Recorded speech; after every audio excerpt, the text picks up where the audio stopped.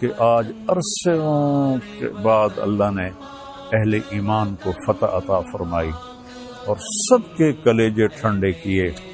مجھے پتہ نہیں کہ یہ اس آپریشن کا نام کس نے رکھا ہے، بنیان مرصوص۔ سبحان اللہ، میں ان کو سلام کرتا ہوں جنہوں نے یہ نام رکھا ہے۔ اور آج اللہ تعالیٰ کا فضل ہے، اللہ نے ہمیں عزت دی۔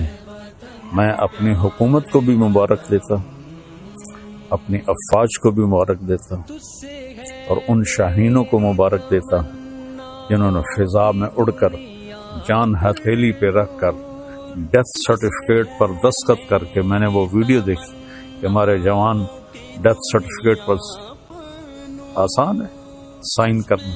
تو آج کے میڈیا نے، چونکہ یہودیوں کے ہاتھ میں ہے، انہوں نے مسلمانوں کو کہہ دیا یہ دہشت گرد ہیں، ہندوؤں نے کہا آتنکوادی ہیں۔ تو میرے بھائیو، میں پوری دنیا کے انسانوں سے کہہ رہا ہوں، اسلام امن کا مذہب ہے، محبت کا مذہب ہے۔ ہم کبھی پہل نہیں کرتے، ہم کبھی پہل نہیں کرتے۔ اور ہندوستان والوں سے کہتا ہوں، اچھے ہمسائے بن کر رہو۔ ہمارے تو ہمسائے کے اتنے حقوق بتائے ہیں ہمارے نبی نے، یہ جس کی کوئی حد کوئی نہیں۔ آپ اچھے ہمسائے بن کے رہو تو ہمیں آپ سے کیا غرض ہے؟ آپ کا بھی نفع ہے، ہمارا بھی نفع ہے کہ ہم اس نفرت سے اور اس جنگ سے باز رہیں۔ تو جس نے اس آپریشن کا نام رکھا ہے بنیان مرصوص۔ اور اس کے بعد میں عرض کرتا ہوں حکمرانوں سے جو اس وقت ہیں، جو اقتدار میں ہیں، طاقت میں ہیں، پورے قوم کو بنیان مرصوص بنا دیں، اور یہ جو سیاسی اختلاف ہیں اس کو دشمنی تک نہ لے جائیں۔ لوگوں کو آزادی دیں کہ آزادی سے وہ سیاست کر سکیں، تو ہم پھلیں گے پھولیں گے۔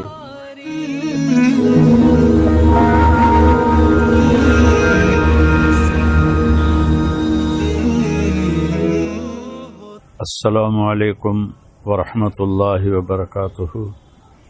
بسم اللہ الرحمن الرحیم، والصلاة والسلام علی رسولہ الکریم وعلی آلہ واصحابہ اجمعین، اما بعد، فاعوذ باللہ من الشیطان الرجیم، بسم اللہ الرحمن الرحیم، ان ینصرکم اللہ فلا غالب لکم،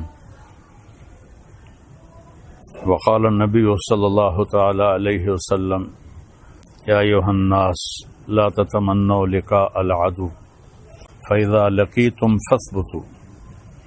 میرے محترم پاکستانی بہن بھائیوں اور پوری دنیا کے اہل اسلام جو مدتوں سے آگ و خون میں جل رہے تھے، اللہ نے ایک معجزہ دکھایا اور اپنے سے 10 گنا بڑے دشمن کو اللہ تعالیٰ نے خاک میں ملا دیا اور ان کے غرور کو زمین میں دفن کر دیا، اور اللہ تعالیٰ نے اپنے بندے کی مدد فرمائی۔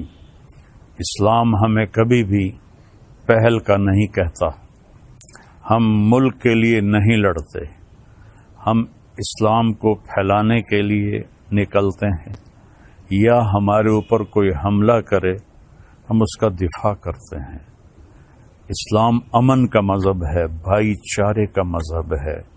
میں صرف مولانا نہیں ہوں، اس سے زیادہ میں نے ہسٹری کو پڑھا ہے، لہذا میرے سامنے ایسے شیشے کی طرح ہسٹری ہے کہ ہندو آپس میں کتنا لڑے مہاراجے، اور کیسے انہوں نے ایک دوسرے کو گاجر مولی کی طرح کاٹا، اور مراٹھوں نے ہندو مسلم کی تفریق کے بغیر کس طرح خون کی ندیاں بہائیں، اشوک نے کس طرح لاشوں کے انبار لگا دیے تھے۔ اور میں اپنے نبی پہ قربان جاؤں، جب انہوں نے مکہ فتح کیا، 18 برس کی دشمنی تھی کہ ہم نے محمد بن عبداللہ کو قتل کرنا ہے۔ یہ وہ لوگ نہیں تھے جو صرف سیاسی اختلاف تھا یا چھوٹی موٹی کوئی دشمنی تھی، اس درجے کی دشمنی تھی کہ اس کو قتل کرنا ہے۔ جب میرے نبی فاتحانہ مکہ میں داخل ہوئے تو آپ ایسے نہیں بیٹھے تھے اونٹنی پر، آپ اس طرح سر جھکا کے بیٹھے تھے. آپ کے پیچھے حضرت اسامہ بن زید بیٹھے تھے، آپ کی لیفٹ سائڈ پر حضرت ابو بکر رضی اللہ تعالی عنہ کی اونٹنی تھی، اور آپ کے لیفٹ پر حضرت اسید بن حذیر رضی اللہ تعالیٰ عنہ تھے، اور حضرت عمر رضی اللہ عنہ صفوں کو سیدھا کرتے ہوئے چل رہے تھے. اور میرے لوگ جب داخل ہوتے ہیں تو فاتحانہ تو ایسے داخل ہوتے ہیں اور کہتے ہیں گاجر مولی کی طرح کاٹ دو، نہ بچہ چھوڑو نہ بڑا چھوڑو. میرے نبی ایسے داخل ہوئے تھے. کجاوا جو ہوتا ہے نا، اس کے اوپر آپ کی ٹھوڑی لگی ہوئی تھی، اور آپ کہہ رہے تھے لا الہ الا اللہ وحدہ، وہی ہے ایک اکیلا اللہ جس کا کوئی شریک نہیں. نصر عبدہ، اس نے اپنے بندے کی مدد کی. انجز وعدہ، اس نے اپنے وعدے کو پورا کیا. وہزم الاحزاب وحدہ، اور اس نے لشکروں کو شکست دی. اب سارا مکہ حرم شریف میں جمع ہے، اور آپ بیت اللہ کے دروازے پر اس طرح دونوں چوکٹوں کو پکڑ کر کھڑے ہوئے ہیں اور فرما رہے ہیں اب میں کیا کروں گا تمہارے ساتھ. خود قرآن کہتا ہے ان الملوک اذا دخلوا قریۃ افسدوها وجعلوا اعزۃ اہلها اذلۃ وکذلک یفعلون. بادشاہ جب ملک فتح کرتے ہیں عزت داروں کو ذلیل کر دیتے ہیں اور تباہ و برباد کر دیتے ہیں، لاشوں کے ڈھیر لگا دیتے ہیں. تو آج سارا مکہ انتظار کر رہا تھا کہ اب محمد کی تلوار چلے گی صلی اللہ علیہ وسلم. آپ نے فرمایا میں کیا کرنے والا ہوں تمہارے ساتھ. تو سہیل بن عمرو ابھی مسلمان نہیں ہوئے، قریشی سردار ہیں، کہتے ہیں آپ بڑے سخی ہیں، سخی کے بیٹے ہیں، سخاوت کی امید ہے. تو آپ نے فرمایا جاؤ، جیسے یوسف علیہ السلام نے اپنے بھائیوں سے کہا تھا کہ تم آزاد ہو، تم پر کوئی جرم نہیں، میں تمہیں کہتا ہوں جاؤ تم آزاد ہو، تم پر کوئی جرم نہیں. سارا مکہ مسلمان ہو گیا آپ کی اس فیاضی پر، چونکہ یہ تاریخ میں ایسا کبھی ہوتا نہیں ہے. پھر آگے میں 2-3 واقعات سناؤں گا جس سے اسلام کا مزاج آپ کے سامنے آئے گا.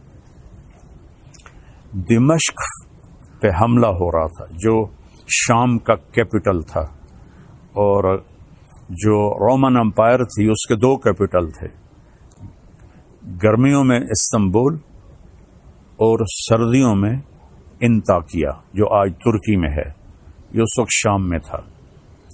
تو 2 طرف سے حملہ صحابہ نے کیا، ایک طرف سے خالد بن ولید، دوسری طرف سے ابو عبیدہ بن جراح رضی اللہ تعالیٰ عنہ.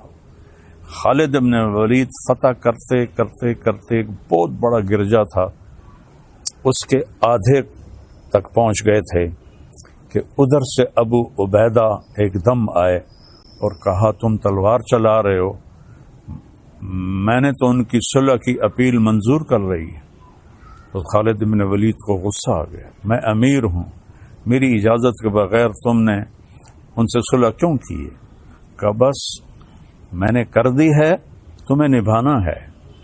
تو اب بتاؤ جو آدھا شہر فتح کر چکا ہو اور مال غنیمت اور کیا کچھ ہو، اور باقی آدھا بھی فتح ہو گیا، لیکن ایک آدمی نے کہا میں نے صلح کی اپیل منظور کر لی ہے، خالد نے تلوار نیچے کر لی. آدھا گرجا توڑ کے مسجد بنایا گیا اور آدھا گرجا رہا، اس کو جو توڑا تھا ایک طرف سے اسے مسلمانوں نے ٹھیک کر کے ان کو بنا کے دے دیا.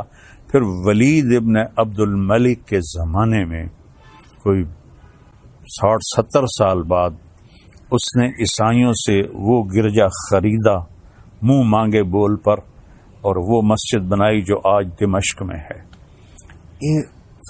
اور جو قیدی پکڑے گئے اس میں پتہ چلا کہ رومن امپائر کے بادشاہ کی بیٹی بھی قید ہے، چونکہ اس کا جو خامن تھا وہ دمشق کا گورنر تھا، اس کا نام تھا توما.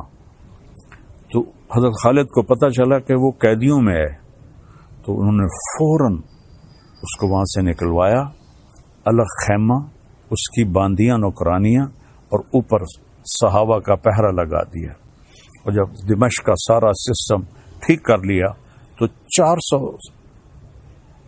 مسلمان سپاہیوں کو رومن امپائر کے بادشاہ کی بیٹی کے ساتھ بھیجا کہ جاؤ اور اسے انطاکیہ کیسر کے پاس پہنچا کے آؤ. اس وقت کا رومن بادشاہ کیسر تھا. ہرقل، جس کو آپ ہرکلیس کہتے ہیں، ہرقل نام تھا. تو 400 سپاہی انطاکیہ کے بارڈر پر ہرقل کی بچی کو چھوڑ کے آئے اور واپس چلے گئے، اور کہا کہ کہہ دینا کہ ہم عزت داروں سے یہی سلوک کرتے ہیں. تو جب ہرقل نے دیکھا، حیران پریشان، تو اس نے پوچھا، بیٹی نے سارا بتایا، تو وہ رونے لگا کہ جس قوم کے یہ اخلاق ہوں تو یاد رکھنا ایک دن انطاکیہ بھی ان کے قدموں میں ہوگا. یہ اس کے الفاظ تھے.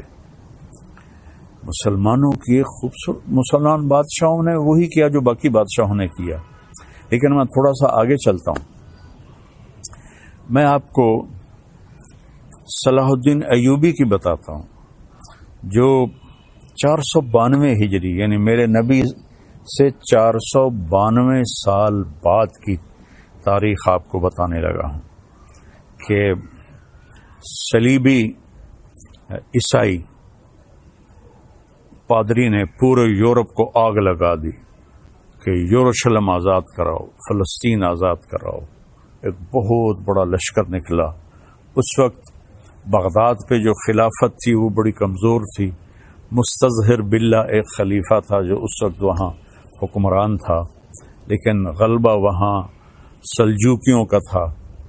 تو اس نے آسانی سے بیت المقدس یروشلم کو فتح کیا. اس کا نام تھا گاڈ ہمفرے.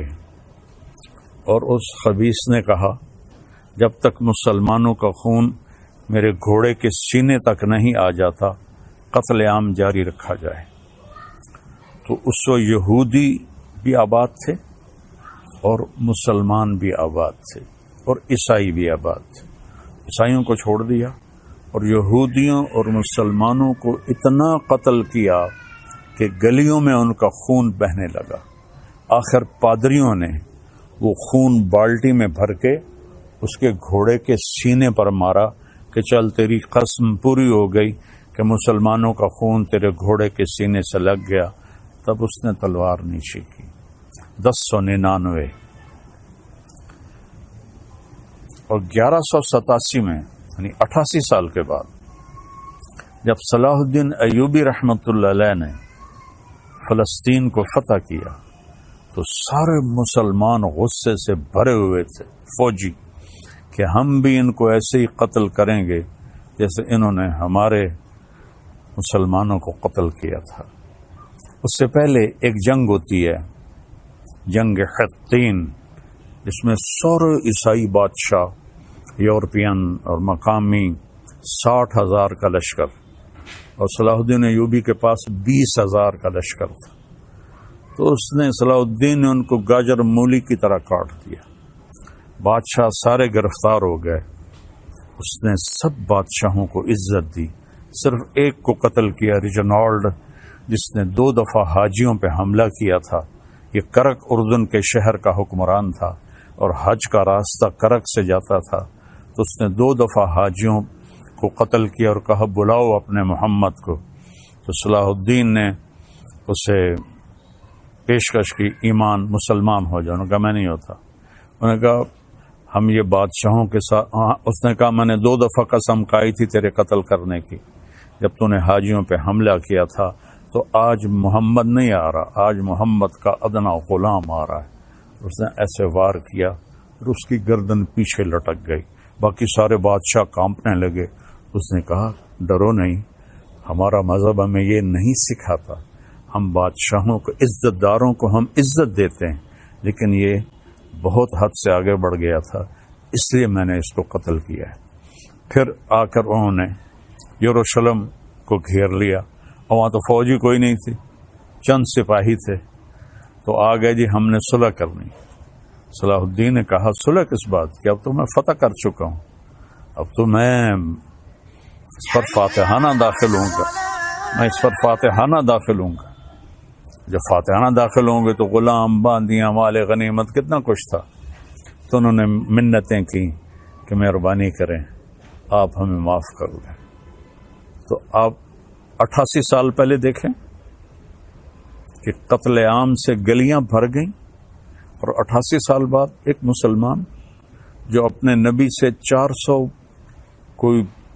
500 سال بعد آیا ہے، اس نے کہا اچھا ٹھیک ہے، میری طرف سے سب کو اجازت ہے، جو جانا چاہتے ہیں اور جتنا سامان لے جانا چاہتے ہیں وہ بھی لے جائیں، اور فدیہ، تھوڑا سا فدیہ رکھا۔ تو جو مالدار تھے وہ اس کا ہرجانہ اور وہ جرمانہ دیتے ہوئے نکلتے گئے، پیچھے غریب عیسائی رہ گئے، ان کا ہرجانہ صلاح الدین نے اپنی جیب سے دیا، اور کچھ باقیوں نے کہا جی ہم رہنا چاہتے ہیں، کہا بسم اللہ رہو، نہ کسی گرجے کو نقصان پہنچایا، نہ کسی عیسائی پر تلوار اٹھائی۔ یہ میرا اسلام ہے، یہ میرے نبی کا بتایا ہوا دین ہے جو ایک اللہ کی دعوت دیتا ہے۔ تاریخ تو بہت لمبی ہے، میں نے 3 واقعے بتا دیے، ایک اپنے نبی کا، ایک صحابہ کا، اور ایک 500 سال کے بعد ایک بادشاہ کا۔ اور اس کے بعد میں سارے اہل پاکستان کو مبارک دیتا ہوں، سارے بہن بھائیوں کو مبارک دیتا ہوں، وہ مسلم ہیں، عیسائی ہیں، ہندو ہیں، سکھ ہیں، جو بھی ہیں، سب کو مبارکباد دیتا ہوں کہ آج عرصوں کے بعد اللہ نے اہل ایمان کو فتح عطا فرمائی اور سب کے کلیجے ٹھنڈے کیے۔ یہ ہمیں دہشت گرد کہتے ہیں، دہشت گرد تو کم بخت یہ ہیں۔ آپ کو پتہ ہے جب دوسری جنگ عظیم ہوئی ہے تو کون تھا شروع کرنے والا؟ ہٹلر 1940 میں، 1945 میں کم بخت نے خودکشی کی۔ کتنے لوگ مرے؟ 8 کروڑ 8 کروڑ لوگ مرے دوسری جنگ عظیم میں۔ پہلی جنگ عظیم 1914 میں شروع ہوئی، 2 کروڑ لوگ مرے، اس وقت آبادی تھوڑی تھی۔ تو سب سے بڑے دہشت گرد تو یہ ہیں، 8 کروڑ عیسائی آپس میں ٹکرائے۔ اتنا قتل عام تو کسی مسلمان نے نہیں کیا۔ مسلمانوں میں بھی ظالم آئے، میں ان کی کبھی وکالت نہیں کروں گا۔ تیمور لنگ بدبخت بہت ظالم تھا، اس نے 33 ملک فتح کیے۔ تو آج کے میڈیا نے چونکہ یہودیوں کے ہاتھ میں ہے، انہوں نے مسلمانوں کو کہہ دیا یہ دہشت گرد ہیں، ہندوؤں نے کہا آتنکوادی ہیں۔ تو میرے بھائیو، میں پوری دنیا کے انسانوں سے کہہ رہا ہوں، اسلام امن کا مذہب ہے، محبت کا مذہب ہے۔ ہم کبھی پہل نہیں کرتے۔ ہٹلر مسلمان نہیں تھا، عیسائی تھا، اور اس نے 8 کروڑ، اور مسولینی اٹلی والا 8 کروڑ انسانوں کے قتل کا وہ ذریعہ بنے۔ اور لینن اور اسٹالن، انہوں نے سوشلزم کو زبردستی نافذ کرنے کے لیے 2 کروڑ انسانوں کا قتل کیا۔ ابھی تاریخ موجود ہے، پڑھ لیں آپ لوگ۔ 1924 کے 27 میں لینن کا انتقال ہوا تھا، 1953 میں اسٹالن کا انتقال ہوا تھا۔ خون کی ندیاں بہا دی، الزام ہمارے اوپر، اور آج اللہ تعالیٰ کا فضل ہے، اللہ نے ہمیں عزت دی۔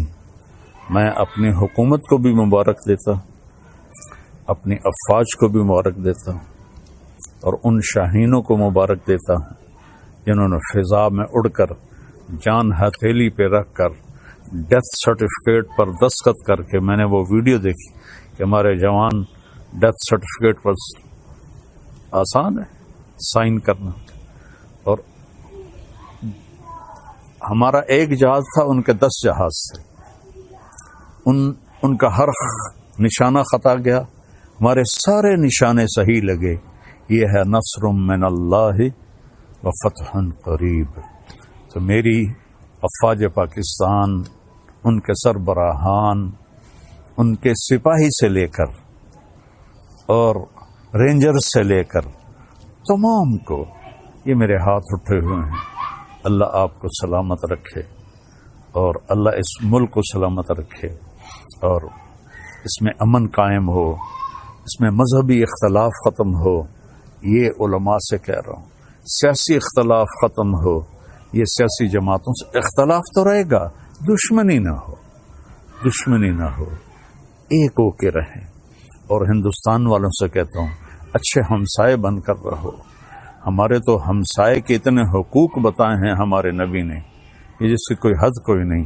آپ اچھے ہمسائے بن کے رہو تو ہمیں آپ سے کیا غرض ہے؟ آپ کا بھی نفع ہے، ہمارا بھی نفع ہے کہ ہم اس نفرت سے اور اس جنگ سے باز رہیں۔ اللہ کی قسم، مسلمان کسی سے نفرت نہیں کرتا، سب کے لیے اس کے دل میں ہمدردی ہوتی ہے۔ یہ نفرت سے توبہ کریں۔ کوئی مذہب، آپ اپنی کتابیں پڑھیں، کہیں آپ کو کوئی نفرت کا بول نظر آئے، آپ اپنی وید پڑھیں، کہیں آپ کو نفرت کا بول نظر آئے، بائبل پڑھیں، کہیں آپ کو نفرت کا بول نظر آئے، تو میری سب سے گزارش ہے کہ امن سے رہیں، صلح سے رہیں۔ حکمرانوں سے اپیل ہے کہ یہ جو ایک سیاسی انتشار ہے، اس کو اللہ کے واسطے ختم فرما دیں تاکہ ہم ایسے ہو کے رہیں۔ جو میں پہلے تو اس کو سلام کرتا ہوں جس نے اس آپریشن کا نام رکھا ہے بنیان مرصوص، اور اس کے بعد میں عرض کرتا ہوں حکمرانوں سے جو اس وقت ہیں، جو اقتدار میں ہیں، طاقت میں ہیں، پورے قوم کو بنیان مرصوص بنا دیں اور یہ جو سیاسی اختلاف ہیں اس کو دشمنی تک نہ لے جائیں، لوگوں کو آزادی دیں کہ آزادی سے وہ سیاست کر سکیں، تو ہم پھلیں گے، پھولیں گے، اور آخر تو ایک دن چلے جانا ہے۔ اللہ راضی ہوگا تو اللہ ہمیں موجیں کرا دے گا۔ اگر کوئی ظالم بن کے مر گیا تو پھر چاہے وہ مسلمان ہے اور چاہے وہ تہجد گزار ہے۔ حجاج بن یوسف روزانہ 10 سپارے تہجد میں پڑھتا تھا، 10 سپارے، اور وہ ایسا خبیث تھا کہ اس نے 1.25 لاکھ مسلمان اپنے سامنے کھڑے ہو کے قتل کروا دیے۔ اور عمر بن عبدالعزیز نے اس کو دیکھا کہ وہ جہنم کی آگ میں، اور عبد الملک بن مروان جس نے اس کو بنایا تھا گورنر عراق کا، دونوں کی آنتیں باہر نکلی ہوئی ہیں اور گدھے کی طرح اس کے گرد وہ چکر لگا رہے ہیں۔ اللہ ظلم معاف نہیں کرتا ہے۔ اس لیے بادشاہوں سے کہتا ہوں اور اپنی افواج سے کہتا ہوں، اپنی عوام سے کہتا ہوں، علماء سے کہتا ہوں، اگر آپ ممبر پر بیٹھ کر میرے نبی کے دین کو ٹکڑے کر رہے ہیں تو آپ بھی بہت بڑے ظالم ہیں، ظالم ہیں، ظالم ہیں۔ دیوبندیت کو مٹا دو، بریلویت کو مٹا دو، شیعت کو مٹا دو، سلفیت کو مٹا دو۔